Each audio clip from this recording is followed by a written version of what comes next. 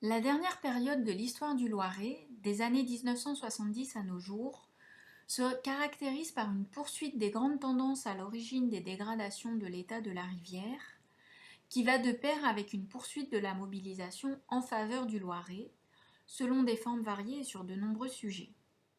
Le Loiret est notamment considéré aussi dans ses dimensions écologiques et historiques, chacun redécouvrant ce patrimoine commun. La fin de cette période se caractérise quant à elle par le constat d'une certaine amélioration de la rivière et de sa prise en charge, même si tous les problèmes sont loin d'être réglés. En 1978, la PSL réalise un plaidoyer pour sauver le Loiret, qui constitue le point culminant de la mobilisation autour du Loiret, mais dont les résultats seront vains face au maintien de la volonté de l'État de construire le pont de l'autoroute A71. La mobilisation pour le Loiret ne s'éteint pas pour autant, même si son ampleur diminue et ses formes évoluent. La PSL continue de jouer un rôle majeur, notamment pour faire exister un débat autour de la qualité de l'eau et faire en sorte que le Loiret ne soit plus occulté par les politiques publiques. Elle se mobilise aussi fortement contre le schéma directeur d'aménagement et d'urbanisme, le SDO, de l'agglomération d'Orléans, qui prévoit la construction d'un nouveau pont sur le Loiret, dans une logique de croissance très importante de la population orléanaise et du tout automobile. Très rapidement, la mobilisation contestataire est doublée d'une mobilisation beaucoup plus institutionnelle, avec la création dès 1975 de l'ADAPRILS, Association pour la défense, l'animation et la protection de la rivière Loiret et de son site, association créée par le préfet Paul Masson. Cette association fonctionne avec un conseil d'administration constitué de plusieurs groupes, les élus, les services de l'État et les représentants des associations. Échanges entre membres, sensibilisation interne et externe, études sont au cœur de ces activités. Elle a ainsi fourni des études et mené un travail de sensibilisation des élus sur l'état du Loiret, dans un contexte où les relations entre les différents groupes ne sont pas toujours faciles, du fait de désaccords sur l'état du Loiret et sur les actions à mener, notamment entre d'une part l'APSL et d'autre part les gestionnaires de la rivière, SIBL et ASRL. L'intérêt pour la préservation du Loiret n'a pas seulement pris la forme d'associations plus ou moins virulentes, il s'est aussi traduit par la mobilisation au fil d'années d'outils variés et nombreux, bien souvent pionniers. L'ADAPRIL s'est doté d'une composition originale. Ce principe des différents collèges sera repris pour la constitution des commissions locales de l'eau.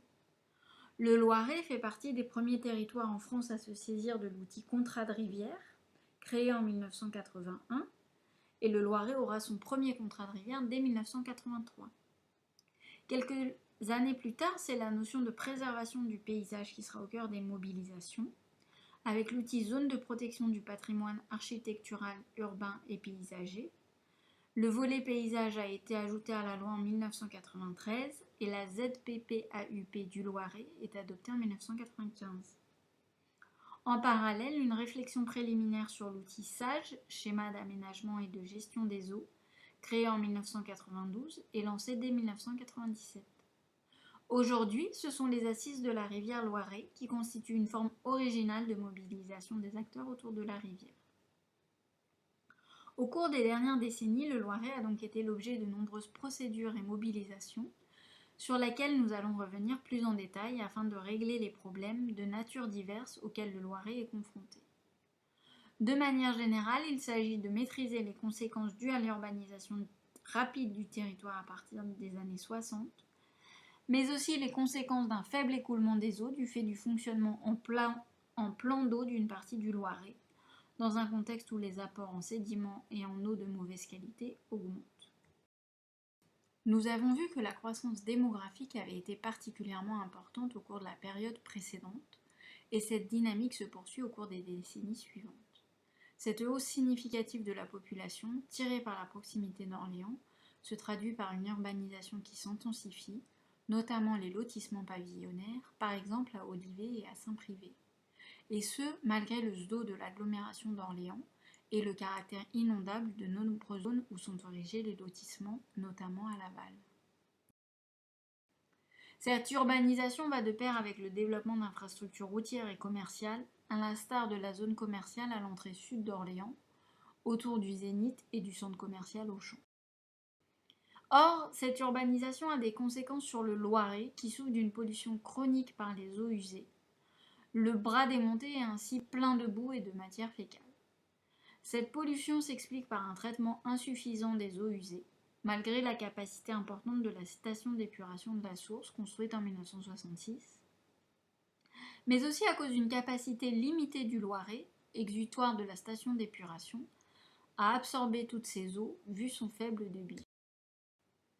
Face à cette situation, les demandes sont nombreuses pour améliorer les traitements. Un poste de déphosphatation est mis en service en 1984 dans le cadre du contrat de rivière, ce qui ne règle cependant pas les problèmes des nitrates. En outre, les rejets sont toujours trop importants pour le Loiret. L'implantation en 1989 de la papeterie Scott Paper à Saint-Cyr-en-Val rend nécessaire la construction de bassins supplémentaires dans la station d'épuration de la source, ainsi qu'un rejet en Loire grâce à 7 km de tuyaux. C'est la fin des rejets dans le Loiret par la station de la source qui voit alors sa qualité s'améliorer progressivement. Dans les années 2000, les stations d'épuration qui rejettent dans le Dhuy et donc dans le Loiret font l'objet de mises aux normes et de travaux conséquents. La station de Sandillon est ainsi raccordée à celle de Jargeau, rejetant dorénavant en Loire. De même, la station de Saint-Cyr-en-Val arrête ses rejets dans le Loiret fin 2009.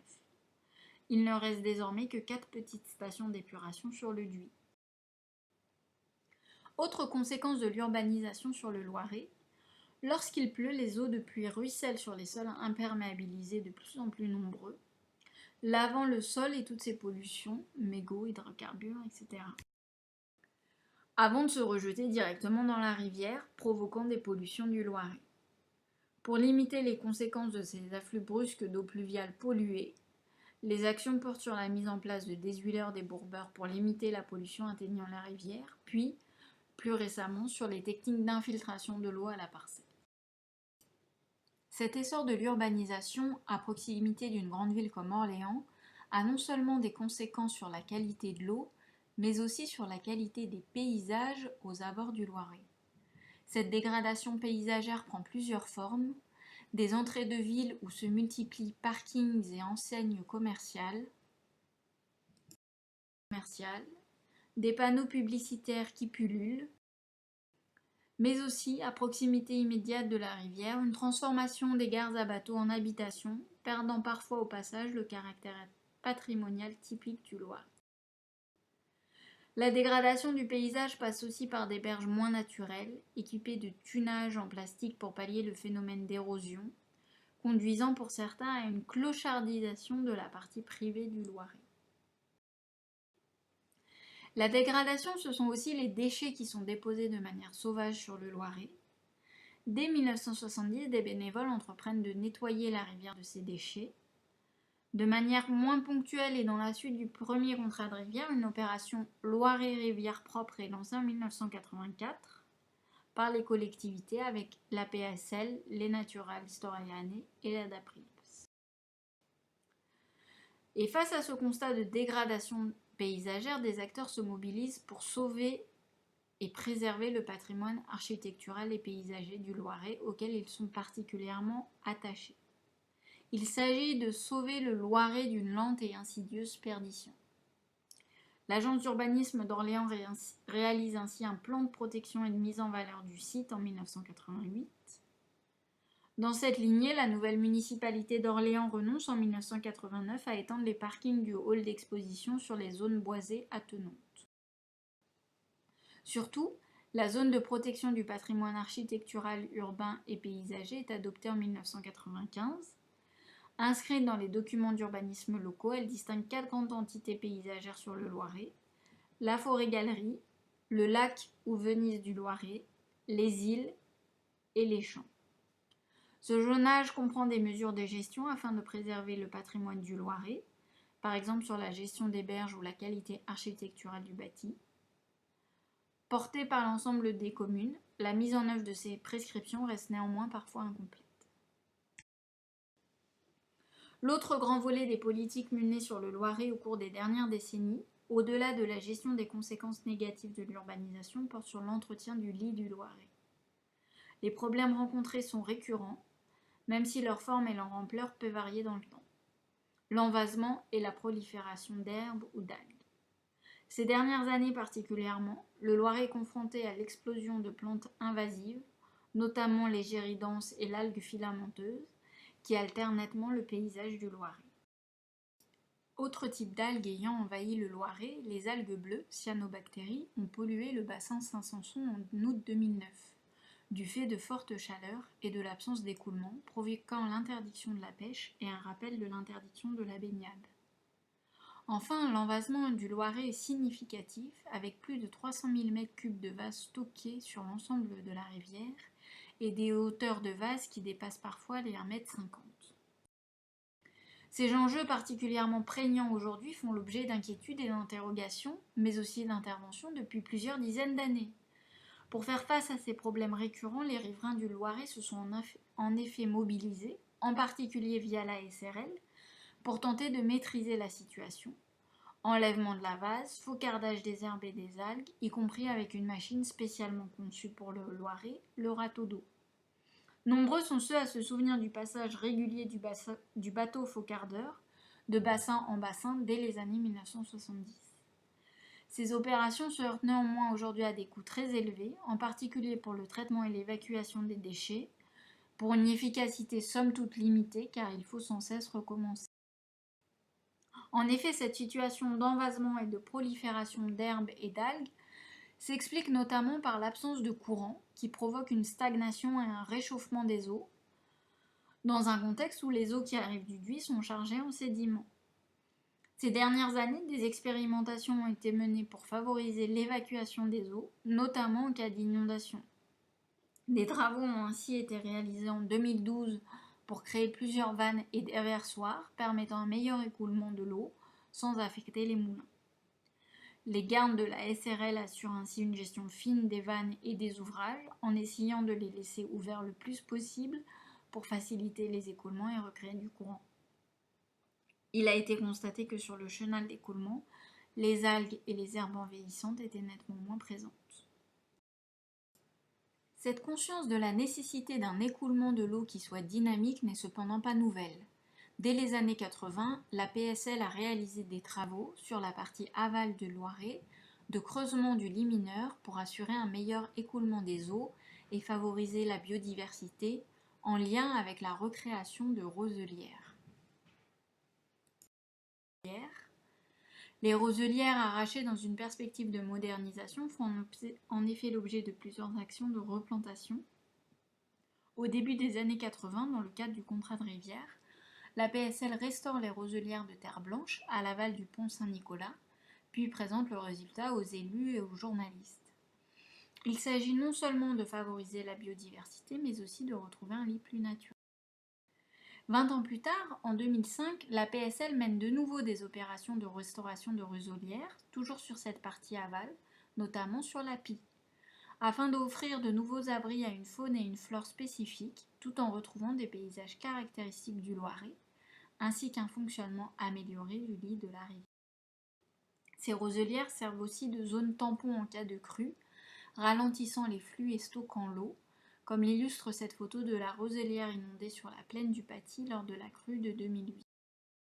Le Loiret est aussi confronté, au cours des dernières décennies, à une baisse de son niveau et de son débit, un enjeu sur lequel les acteurs locaux semblent avoir peu de prise. Cela peut s'expliquer en partie par les prélèvements effectués pour l'irrigation des cultures du Val ou pour l'eau potable. Les pompages effectués par la ville d'Orléans, contestés en 2007 notamment, ont largement été diminués depuis 2012. Cependant, le facteur prépondérant de cette réduction du débit est l'enfoncement du lit de la Loire, causé notamment par les exploitations de granulats, que ce soit à Darvois ou à Marot-Auprès. Des inquiétudes existent aujourd'hui avec le projet de création du pont de Jargeau sur la Loire, dans la continuité des grands projets d'aménagement de la période précédente. Dès les années 70, les acteurs ont été nombreux à se mobiliser et à agir pour le Loiret, tant pour la qualité des eaux que pour l'entretien et la gestion du lit. Face à l'ampleur des enjeux et à leur diversité, un besoin de coordination et de vision globale est néanmoins apparu dès le début des années 90. Le territoire a alors saisi l'opportunité offerte par l'outissage créé en 1992. Élus locaux et associatifs ont été particulièrement moteurs pour faire en sorte que le bassin versant du Loiret, malgré sa petite taille, puisse se doter d'un tel outil qui permet de mettre autour de la table l'ensemble des acteurs concernés. Il faut toutefois noter que les deux contrats territoriaux qui assurent la déclinaison opérationnelle du SAGE sont restés centrés uniquement sur le DUI, notamment parce qu'il reste difficile pour les acteurs de s'entendre sur les problèmes du Loiret et leurs causes, et donc les solutions à apporter, du fait de la complexité du fonctionnement du Loiret, en lien avec des caractéristiques naturelles et du caractère très aménagé et artificiel des économies.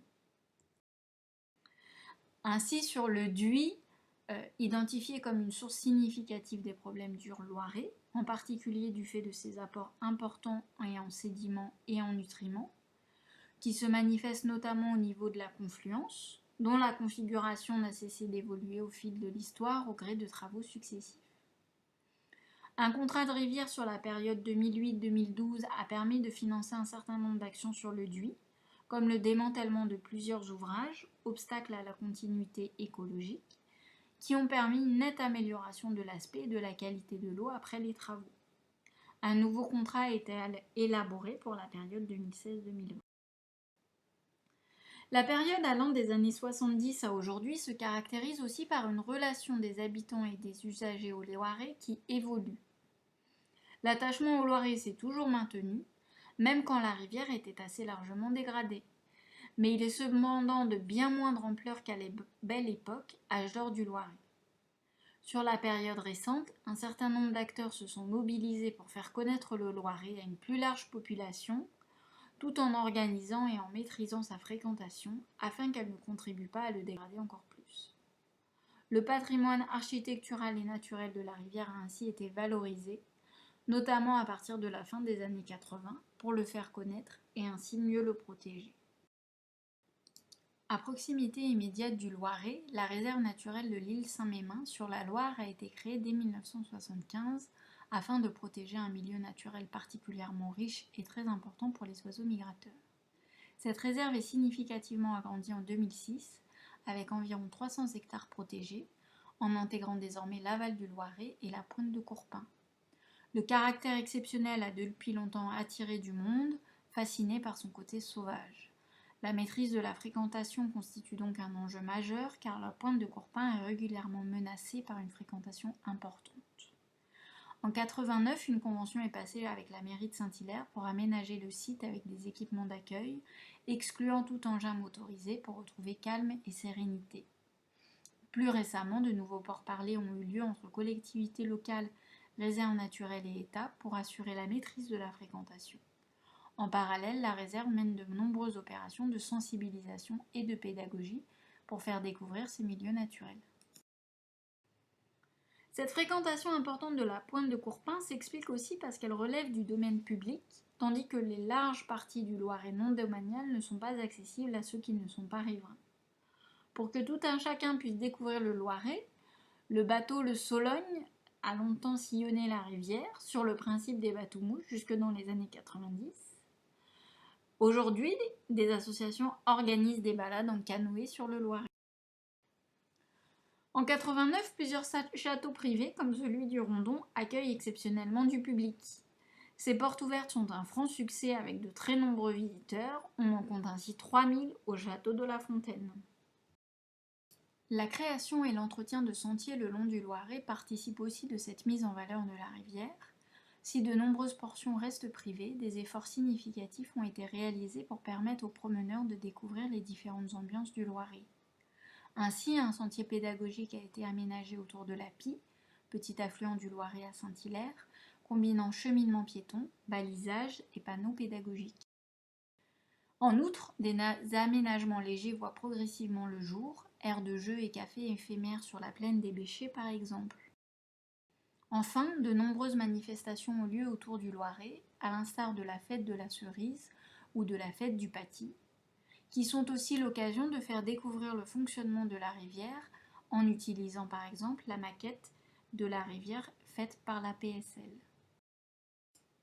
Les dernières décennies sont aussi une phase où l'on cherche à comprendre de manière précise comment fonctionne le Loiret, exploration du réseau karstique par des plongeurs spéléologues, études menées par le SAGE sur les zones humides, sur les pollutions diffuses ou encore sur les espèces invasives.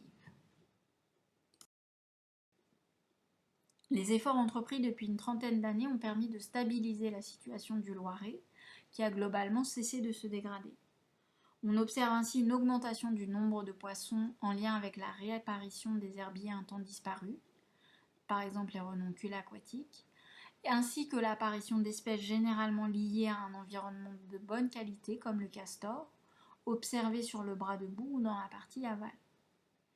L'état écologique du Loiret est relativement bon sur la partie aval, avec des milieux naturels de grande qualité, en lien avec la proximité de la Loire. En revanche, la qualité de l'eau ne progresse pas significativement et reste jugée globalement mauvaise. À l'amont, la diversité de la faune et de la flore est faible du fait de fortes pressions anthropiques existantes. Succession de bassins avec effet plan d'eau, rejets urbains et agricoles importants. L'état physique du Loiret reste donc encore largement à reconquérir, même s'il semble sorti de la phase la plus sombre de son histoire. Au cours de la dernière période, des années 70 à aujourd'hui, de nombreux acteurs se mettent donc au service de la reconquête du Loiret. Ils permettent des avancées significatives sur l'assainissement, sur la biodiversité, sur le duit, mais cependant pas suffisantes pour régler l'ensemble des problèmes. On constate le développement d'herbes invasives, le faible écoulement des eaux par exemple. Pendant cette dernière période, le Loiret renoue avec les dynamiques générales de la société, alors qu'il en avait été totalement déconnecté dans la période précédente. Ceci s'explique par un trait marquant des dernières décennies, la montée en puissance des préoccupations écologiques, sous la forme de dynamiques contestataires, mais aussi d'institutionnalisation de ces préoccupations dans des politiques publiques dédiées. Le Loiret devient donc à nouveau une préoccupation aux yeux des pouvoirs publics, cette fois en tant que milieu naturel. Mais, comme dans le même temps, les attachements au patrimoine culturel qui constituent n'ont pas disparu aux yeux de ceux qui le fréquentent, et qu'il est évident que cette rivière constitue un anthropo-écosystème plutôt qu'un milieu naturel, c'est aussi ce patrimoine qui doit être considéré dans ce souci de sauvegarde et de reconquête du Loiret. Que nous apprend cette histoire de la rivière Loiret ? Qu'en retient-on ? Le fonctionnement du Loiret est complexe car il mêle des caractéristiques naturelles particulières, notamment une alimentation par la Loire via le réseau karstique, mais également à cause du caractère très aménagé et artificiel des écoulements, sans oublier les forts attachements dont il fait l'objet. L'histoire nous montre que ces trois composantes sont évolutives dans le temps et ne sont pas indépendantes les unes des autres. Les évolutions des niveaux d'eau sur la Loire jouent sur l'alimentation du Loiret, mais aussi sur l'évolution des usages, arrêt des moulins, artificialisation des berges et des connaissances.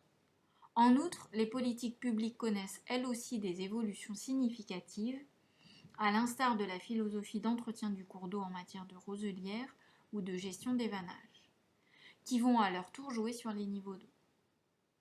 Aucune de ces composantes n'est figée dans le temps, elles évoluent en permanence, y compris les attachements des gens à la rivière.